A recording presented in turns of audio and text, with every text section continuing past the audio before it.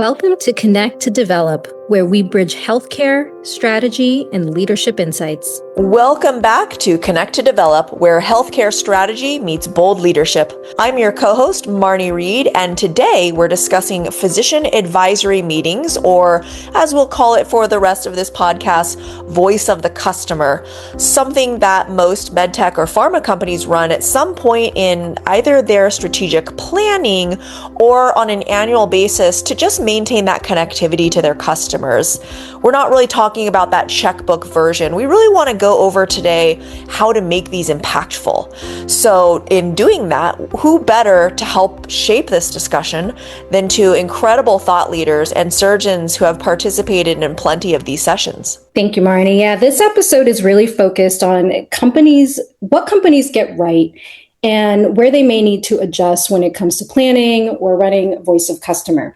So today, we're joined by Dr. Ira Kirschenbaum, Chair of Orthopedics at Bronx Care in New York. He's also the editor-in-chief of the Journal of Orthopedic Experience and Innovation, and a nationally recognized leader in joint reconstruction, sports injuries, and innovation. We're also joined by Dr. AJ Rush, a fellowship-trained board-certified spine surgeon specializing in minimally invasive and technology-driven spine care, including robotics, AR, and emerging digital tools. And we're just so excited and pleased to have these two experts from different generations, different practice environments, and different innovation lens, and really allowing us to have this really deep conversation that's going to be so rich for the next, hopefully, a good half an hour to 45 minutes.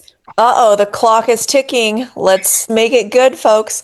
Okay, let's first discuss what you do not want to do in voice of the customer sessions. And one of the things top of mind for me, Erika, keep me honest here, is where you bring in all of these incredible surgeons and where they think they're coming in is to add their input, their expertise, their thoughts. But then they get in the room and what they find is it seems like the company has already put something in mind that they want to achieve or they want to hear. And they're really just trying to set up the whole meeting so that the surgeons validate what they've already come up with. And really, voice of the customer is just that. It's you intentionally and really open-mindedly listening to the voice of your customers so that you can do whatever the goals of that session are. So I would love to start with Dr. Ira Kirschenbaum. When you're invited to a VOC session, what signals to you that a company is really genuinely looking to learn and shape their direction based on your and your colleagues' input? Well, thanks. And thanks for having me on this podcast. I feel, first of all, that it's so important that the company understands what the problem is they're trying to solve for a voice of the customer session. What is the problem? Everyone thinks, let's find some solutions. And half the time, people don't understand the problem they're trying to solve. So I think clarity as to what the nature of the problem is that you're being asked to go into this meeting to help solve. Sometimes there's a voice of a customer where they just want to learn about surgeon behavior in general, and those are a complete failure. You need to have a clear plan of what you as a company would define as a wild success. And I think understanding what problem you're trying to solve, that could be, do these surgeons understand augmented reality? Do these surgeons understand how much it takes to put a price tag on an implant? I mean, what are you trying to solve by getting all these minds in the room? Because if you don't know that, then you don't even know what is your first question you're going to ask. That's a really good point. And just to kind of piggyback off your comments, Dr. K, I'm just going to kind of unpack that a little bit more. What are the signals that indicate a company's truly listening versus checking a box? Like, what are you looking for kind of early in those conversations? Yeah, I think, one of my colleagues used to always say this. One of the best words is because. So when I get contacted by a company, they say, we'd like you to be part of a focus group, a voice of the customer group, advisory council, because ... you bring to the table this, others will bring to the table that, and we're trying to understand a very particular thing. And if they don't really signal that to me, as to why they're asking me, it's such a sign that this is probably going to be a bit of a waste of time for them and for me. That's really interesting. AJ, you being in a high tech, high innovation specialty, what are the questions that you look for or look for companies to be asking you with your experience? Yeah, I think this is a great question. And, not necessarily to steal Ira's statement, but I certainly think the because is important. But, I think the further you go into sort of newer enabling technology, or even if you're engaging with companies that maybe aren't even in that space yet, they sometimes don't know the because either in some of these more novel, more tech specific technologies and future directions. But I think really you can extrapolate that because idea.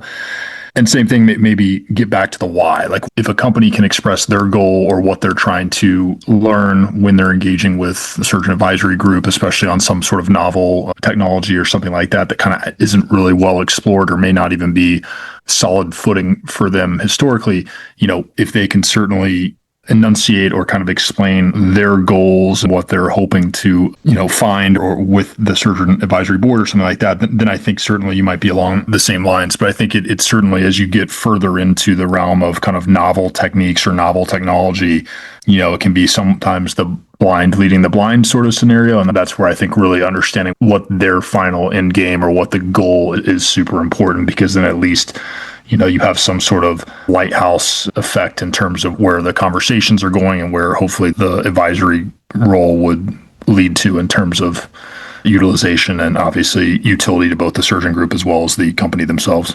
I love that term lighthouse effect. And AJ, literally, as you were talking, I don't know exactly what I was using to describe it, but I remember sharing with some colleagues, if we don't fine tune and share with the surgeons exactly what we're trying to figure out, it's like asking them to go run a race, but telling them we're not really sure where the finish line is. So have at it. Here's some water. Let me know how it goes. Let's shift to learning opportunities, because honestly, a lot of great experiences come from running some that maybe weren't so great to start with, and there's just continued improvement. So back to you, Ira, from your experience, what are some common mistakes? Obviously, not telling the surgeon why they're being picked, not explaining to them the role of not only yourself, but the colleagues that you're joining, and then not understanding the problem. But let's talk about the actual experience of the session being run. What should companies avoid doing to make it a great outcome for everyone involved and to make it worth you leaving your practice and your patients and for them to incur the time and expense to fly all of you in? That's an amazing question. And I have about 3 hours, right, to discuss that. Is that Absolutely. right? Yeah, Yep. good. I think there are a number of things I'd like to touch on. One is the company needs to do their homework on the cohort, because the cohesiveness of a cohort in a voice of a customer focus group actually takes what may be a not so great moderator or maybe a not so great because into a superb voice of the customer session, because the cohort gets it.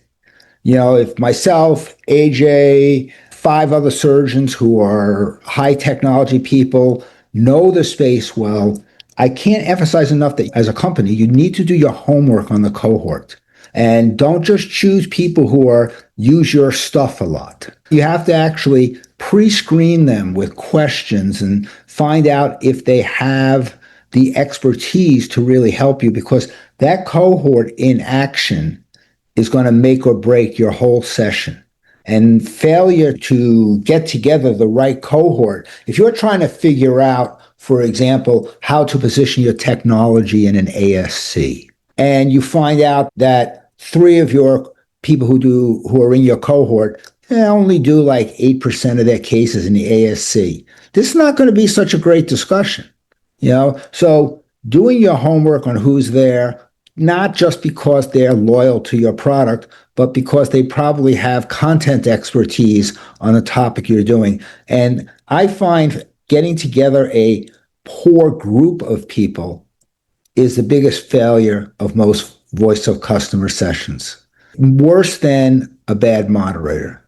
That is so great. I did work for an ASC company and they were very good about bringing in a mixture of their existing partners and utilizers and non-partners and utilizers so that there was a very diverse group. And so the conversation was truly all about solving for that problem at hand and not just let's reward some of our, biggest money makers. I mean, that's right. I mean, I think it's so important to also understand that you're going to need different ranges of experience. At some point in time, you may have someone with 30 years experience, but don't forget the person who has less than 5 years experience. They're your future customer. They're the early adopters, possibly. They're maybe closer to new technology. So you're going to need a range of experience as well. I mean, I wouldn't be the editor of Joey if I wouldn't say that experience related to innovation is so important. I love that. AJ, how about yourself? Is there something that stands out where you said, so much was going well, but it was this one little thing that if the company could have tweaked it, it would have been a phenomenal VOC, and I would have been really excited about what comes next? Yeah, this is such a hard conversation. I think it's somewhat difficult to answer in broad strokes because we're talking about so many different kind of voice of customer opportunities, right? Whether that's an ASC, novel technology, new product, optimizing an old product, how to increase engagement, alpha launch, beta launch, all these different words that they're thrown around. And so I think it's somewhat difficult, but I think, broad strokes answers. I think it absolutely, as Ira said, requires multiple viewpoints, multiple vantage points, whether it's young meeting old, old meeting young. You need people with a couple more gray hairs, but I think you also need people that are young and innovative because, as Ira alluded to, the customer base for pretty much anything we do is vast, and surgeons' careers are quite long and probably only getting longer with the ability to engage things like enabling technology that maybe take off the workload that we all have in terms of whether physical labor or even the mental capacity. So I think it's important to have different views because that's how you get a better global view. And I think companies that I've ever seen that do it right, I mean, there is the classic example, right? Maybe a KOL, maybe a high volume guy or girl, maybe young and old, and then obviously someone that's super research heavy as well as maybe someone that's super clinically active, right? I mean, I think that classic model still holds true to most things. You get every single person under the sun if you kind of include those. But certainly I think things are left out if any one of those individuals may not be part of a team because that can be a problem. And then I think obviously, as Ira said, doing your homework on those people is extremely important because just because those individuals, match that kind of CV or resume, how vocal is this person in a group setting? Are they a team player? Are they going to give you the run-of-the-mill answer that the company wants to hear? Or are they going to say something that maybe shakes the boat a little bit? And I think knowing that about each one of those individuals is super important because what you don't want to do is have maybe an older surgeon that doesn't say as much because they kind of fit the status quo, or certainly the opposite, I think is more commonly true, which is the young person in the room is usually the last one to speak up and certainly doesn't want to shake the tree, especially when some of these opportunities may be their first engagement point with a company. And so they don't want to be the thorn in somebody's side because who knows, maybe that would affect future engagement opportunities. And so I think, there's a fine line there, but certainly to create a great team and to have the best feedback and then obviously plan moving forward for any development or any type of initiative, I think relies on that. That is such a great point. I've been running medical education and professional development for surgeons for such a long time. And I definitely noticed, to your point, there is very much a hierarchy, especially with orthopedics and spine. And so you bring in, that early career future KOL. And if you've got, some of the people like the Iras in the room, they may be more tentative to speak up. And so that's really on the moderator to create that safe space to constantly either themselves, if they're comfortable, pulling that young voice in, or sometimes what I like to do is in advance tee up my KOLs and say, hey, we have so and so and so and so in the room. If they're not speaking up, do you mind pulling them in? And then, at some point they'll just get comfortable enough to start, jumping in on their own, but such great ideas. And Marney, I love that you're pointing out kind of teeing up in advance. And if there are folks in the room that are able to kind of bridge that gap, kind of leaning on the audience or anyone in the room is always super helpful. I'm going to flip us for a moment and just kind of move us along. I would love to hear, especially because Marney and I both have been in this field and in this industry, and I've seen a variety of voice of customer sessions. I would love to hear each of you kind of talk through what has been the best experience in your career for a voice of customer that you've been engaged in. And Ira, let's start with you. Well, the best experience probably is one I was not involved with. No, I'm just kidding. I think in a lot of ways, the best experience is first when the moderator has a number of icebreakers, breaks the ice right from the beginning.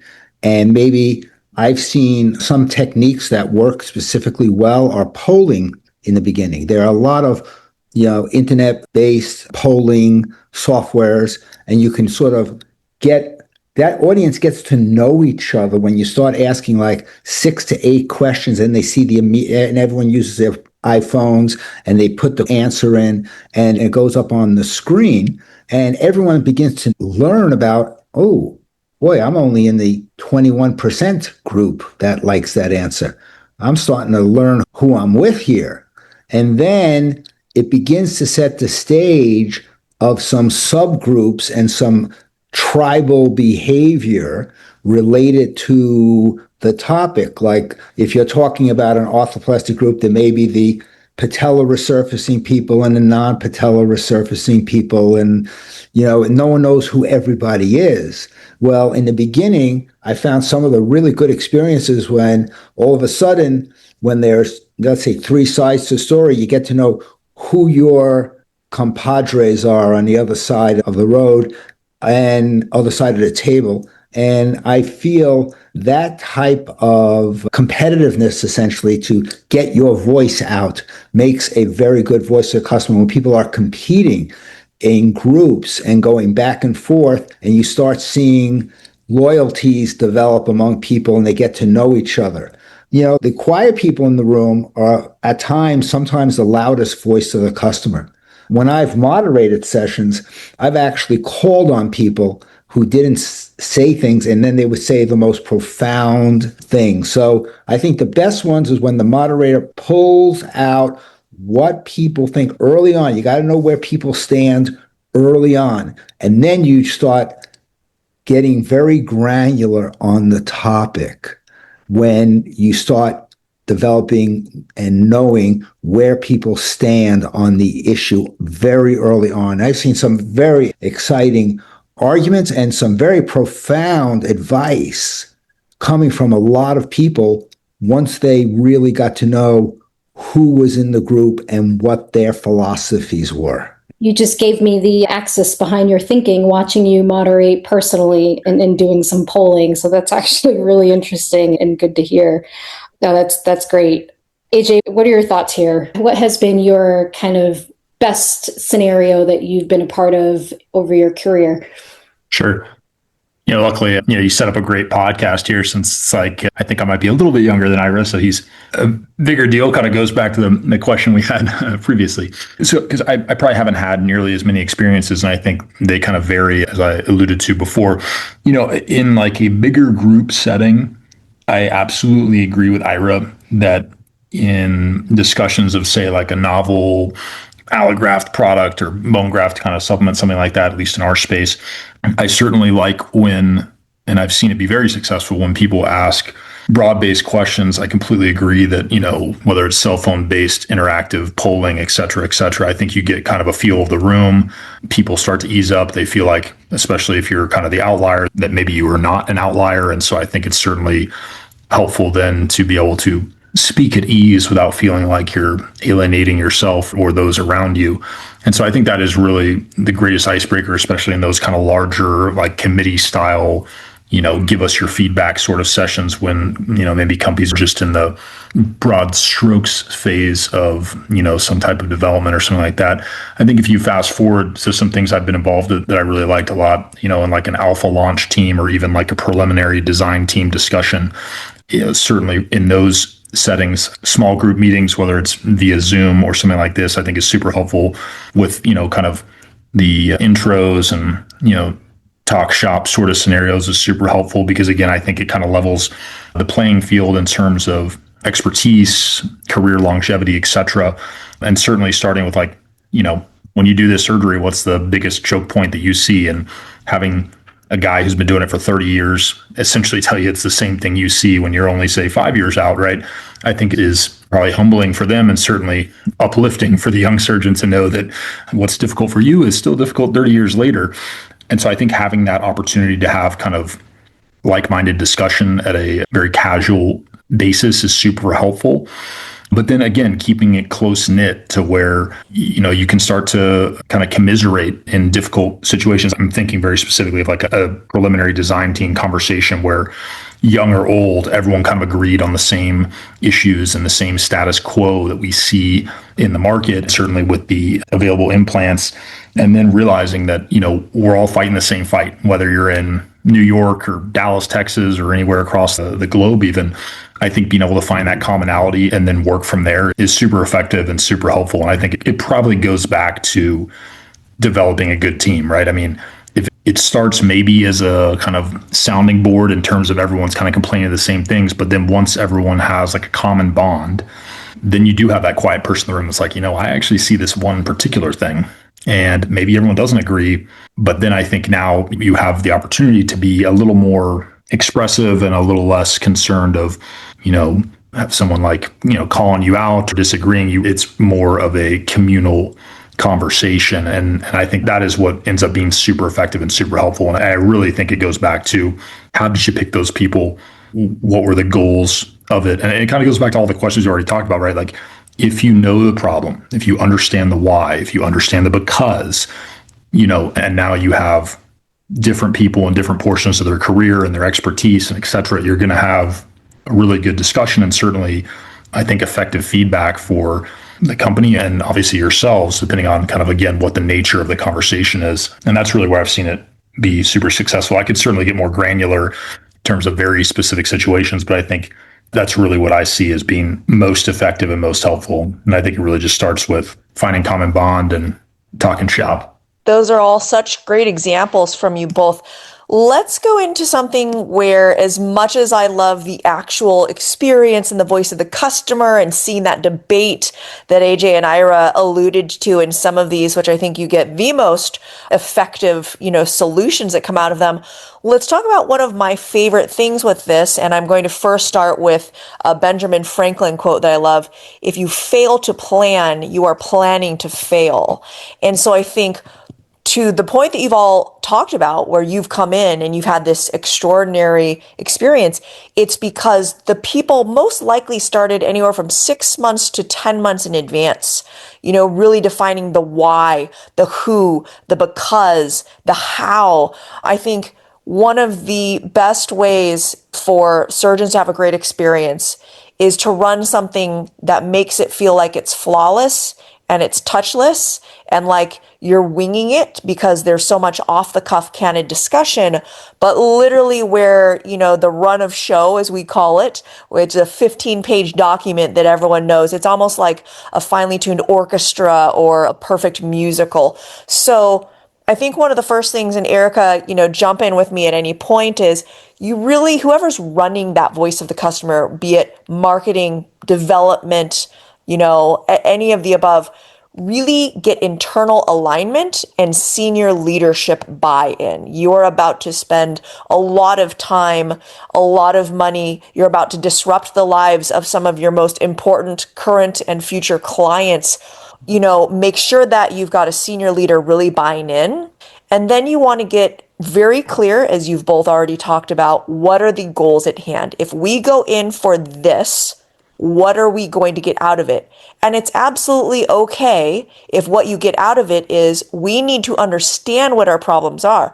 Oftentimes, I'll see a client that doesn't really know what the problem is. So they go into solve mode. And they haven't really discovered what the problem is first. And so sometimes voice of the customer is best used to defining what is that problem.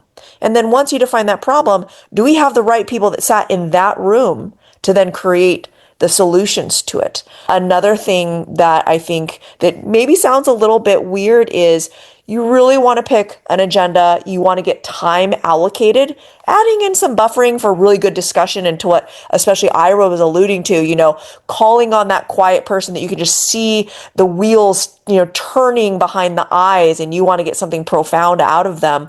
But padding in 30 to 45 extra minutes for that discussion, sticking to that agenda. You want to have a good mix in the room. You want to have those cowboys, cowgirls. You want to have the people that are much more methodical. But if you go off on a tangent and you don't accomplish half the day, you've kind of wasted everyone's time.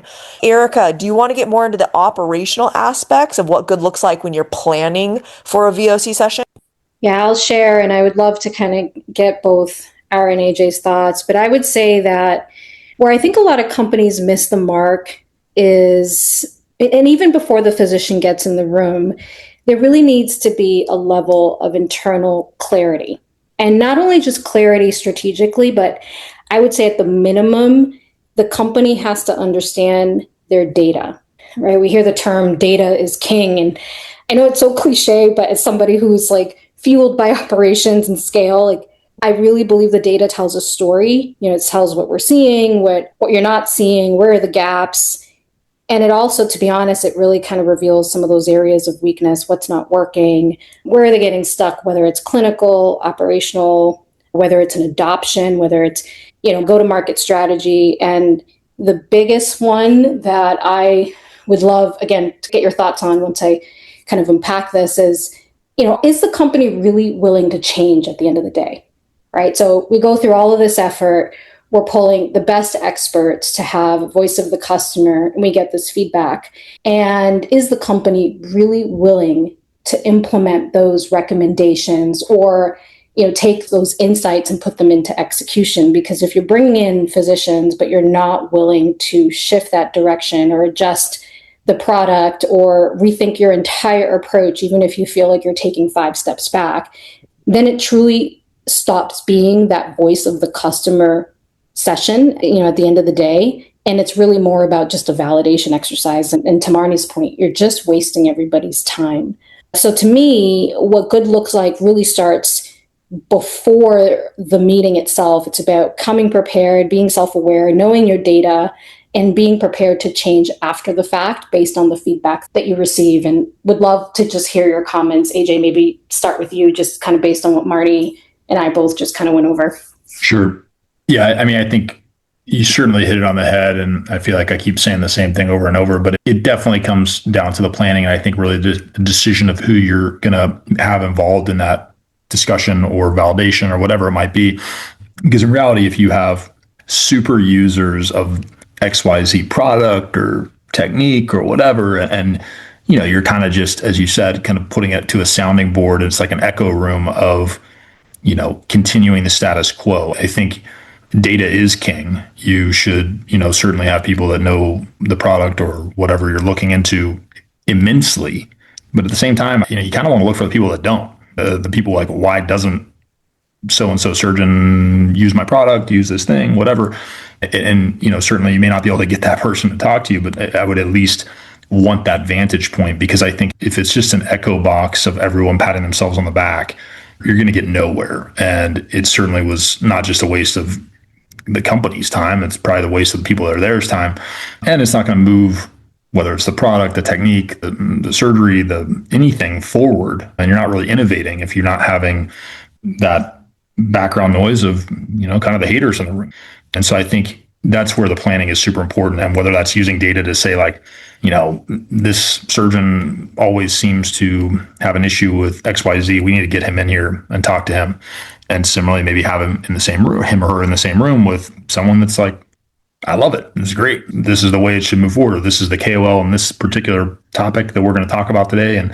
But I think having multiple voices in multiple different, as I said before, kind of experience levels, et cetera, is super relevant, because if you haven't, you're going to get nowhere. And it was, again, as you guys said, kind of just a waste of everyone's time. But more importantly, I don't think it will be innovative. And at that point, if you're looking at it from like a global company level, you're not really moving forward. You're not really moving the meter. And so, you're kind of going to end up falling behind, unfortunately. So I think background research, understanding your customer, understanding the end user, and really just knowing as much as you can about every single person there is super relevant and important. And as you said, data is king or queen, and certainly the most important thing you can have to fight that battle. I'll turn it over to you, Ira. You certainly have probably some good notes on this one.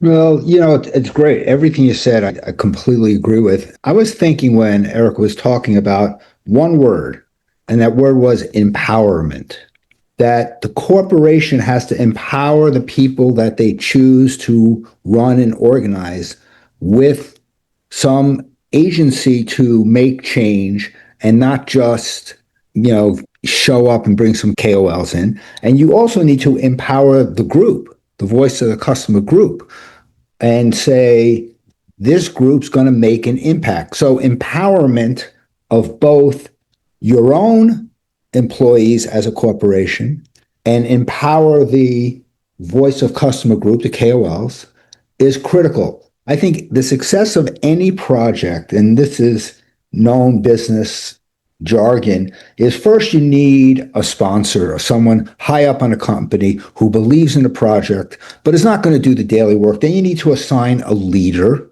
within the company. And the sponsor's job is to make sure the leader can lead well. And if you have that sponsor-leader relationship, then the people who are doing the work on the grassroots level are really knowing that the leader has been empowered by the sponsor, which may be the executive vice president or maybe the CEO themselves, to make change. And if a group doesn't have that empowerment, then I don't think this voice of customer session is going to bring back valued information to move the needle for that company. I feel like, and this is obviously dependent upon if, product, service, technology, sometimes you get into a voice of customer and maybe you're not leading it, and it is very clear that the person that was tasked to lead this does not understand the clinical workflow and how it fits in and how it impacts the physicians and the physician support team on a day-to-day basis. And that's one of the areas where I've seen things go left real quick, because immediately out of the gates, you now lose credibility with everyone in that room. And then another thing that I see come up a lot, and once again, dependent on what you're there solving for, is understanding the reimbursement landscape.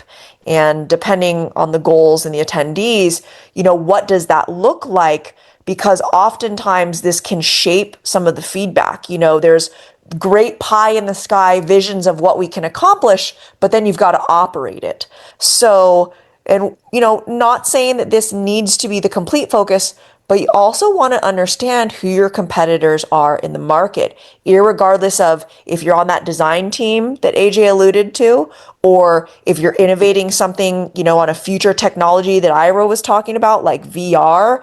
What's in the market? What is your differentiator? And how can we play well either in that space or make a big wave to create something new? Erika, what do you think? I'm thinking, Marney, about your comments on the reimbursement specifically, and just given my background, just for context, that I have in quality outcomes. And it goes back to data. Like, I just kind of go back to the data and how the data tells a story, because the reimbursement landscape itself is continuing to just shift and change. And we know, with CMS guidelines and everything changing and innovation moving as fast as it does, and AI and all of the aspects of our industry that seem to be moving very, very, very quickly are impacting how reimbursement is being addressed. And so I think that when we're thinking about voice of customer sessions, that has to be a critical part of the discussion. That has to be a critical part. And you would imagine that, companies that's a given, but not necessarily. And Ira, you actually have a really great example of the reimbursement component and your impacts and your way in there. And without kind of naming the specifics, that might be actually a good example to share if you could. I know I'm catching you off guard. Sure. No problem. No problem. I only have one of those in my life, so, it's easy to remember. Just kidding. Before I tell the story of understanding reimbursement, having your KOLs understand that, the old line, why do we rob banks? Well, because that's where the money is. In a sense, we do innovation. Innovation, in a lot of ways, saves the health system money, but sometimes has to be paid for, or you can't have it. So if you don't understand where the money's coming to pay for that innovation, then innovation can't come to light. I had an interesting story where I called up to get pre-authorization for a product that was what I felt a very, very solid innovation in the outpatient space in pain management. And they didn't approve it, so I asked for a peer-to-peer. And I ended up getting a peer-to-peer. And the doctor said, I'm doing this peer-to-peer because, I could feel your pain. I said, not as much as my patient. You could feel my pain, but you feel my pain. And she said, but the reality is we don't have this drug even on formulary. So even if I wanted to approve it, I can't. And I said, well, who do I contact to get on formulary? Well, the medical director and a certain team that makes the decision. I actually wrote a 9-page letter to this national insurer as to why this drug needs to be on formulary. And I do have to say, I really thought that letter was going to rapidly go into the shredder, and hopefully it would have jammed the shredder of this large insurer. But lo and behold, 6 weeks later, they put the drug on formulary. And it just shows the power of an individual who understands that if I don't get paid for that drug, that the community that I work in, which happens to be the poorest congressional district in the country, can't have access to that drug. So understanding the reimbursement landscape in innovation allows innovation to continue. It goes to show, again, the power of the voice of the customer. Folks like you, like AJ, you guys are in it every day. You're seeing what others don't see. So your voice, it matters. It makes incredible change. So as we were going through that, I just thought about that. So I know that was kind of catching you off guard. But Marney, any thoughts on that? That, I love hearing that because, Ira, I'm not calling you old because I know that's where this goes, but you are such a well-respected and tenured physician.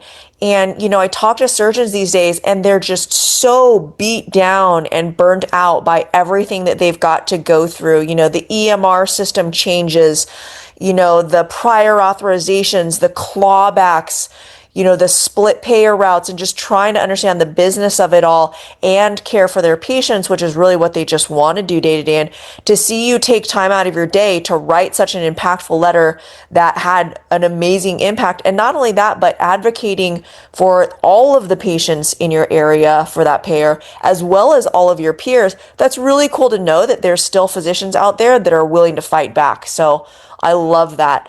AJ, anything you want to leave us before we close out this podcast? It's a most open-ended question ever. I could just say whatever I want right now. No, I think we've gone over everything. I mean, I think it really, you could talk on this for hours because I think if you broke it down, there's so many different avenues. And obviously we kind of spoke offline. We were talking about this talk beforehand in terms of what we even mean in terms of voice of the customer. So I think I would just lay it back to kind of what we've already said, which is, to me, the bottom line in any of these scenarios, and maybe we kind of ended on a really good note in terms of including kind of the elephant in the room, which certainly becomes whether it's the payer reimbursement structure, but as Ira said, the kind of the cost of innovation, I think, is quite important. And where do you put that cost? Is it on the end consumer, insurance companies, the company in general that's developing something, whatever? At the end of the day, everything has a cost, and you have to certainly be as judicious as you can in order to create value with the least investment. I think that's what we all kind of realize value-based care ends up being. But, I think to do that most effectively is really what this conversation has been about. And that's, you got to ask the right question, understand the question, have an idea of where the answer might go, and therefore, arm yourself appropriately with the right team of individuals that has the appropriate expertise, the foresight, certainly the vision, as well as potentially, at least for certain scenarios, the appropriate amount of wisdom and understanding of where it is and where we're going to be able to execute that effectively. And I think if you can hit all those pillars, if you can find a group, a team, if a company can empower someone to lead that charge, you're going to be set up for success, and you're going to have, obviously, Ira and I speaking as kind of the end consumers or innovators, depending on where you are in that process. I think you're going to have, an excellent conversation and certainly an excellent end product or end answer to whatever question might be answered. And I think the only time that fails is where any of those things are lost along the way, which is quite vast, right? I mean, but if it's built from the beginning the right way, then you're going to find ultimate success. And I think, as Ira said, that's going to end up being innovation, improvement, and, ultimately success for our patients. Such great bottom line comments, AJ. There's so much that I'm taking in just, personally, having been in the seat of being involved in these voice of customer sessions. It's pretty impactful. Ira, closing thoughts, remarks that you'd like to just share before we wrap up? Oh, I think AJ said a lot there that I agree with 100%. I think some closing thoughts I would say is, if you want the voice of a customer, then you need to give the customer a voice. I know that sounds a little circuitous, but a lot of companies don't give their customers a voice. They try to shove down a certain technique down their throats, or, only show them what they want them to buy. And you need to give your customers a voice, and you'd be amazed how many customers want, even for humanitarian reasons, not just, the X amount per hour they get paid for consultancy. People who want to be in a room because they feel, as a customer, they want a voice. They want that spinal cage to be improved. They want that knee replacement to have better kinematics, or whatever it is. You want those people who want to have a voice.